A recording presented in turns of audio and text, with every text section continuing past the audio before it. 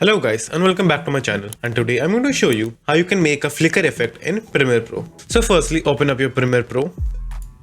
So as you can see, I already have an image, a video and a music as a background. So now let me show you how you can create a flicker effect. So what you have to do is just simply select the layer which you are working on first, which is over here, and then cut your photo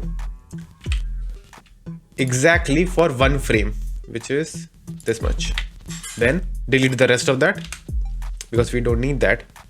Now to make the flicker effect, what you have to do is just simply take this image and copy it onto the beats like this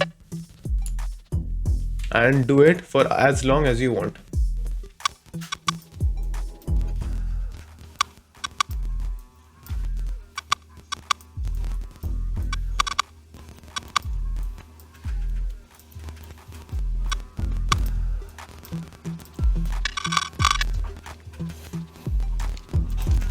So as you can see, after you're done with that, the flicker effect should look something like this.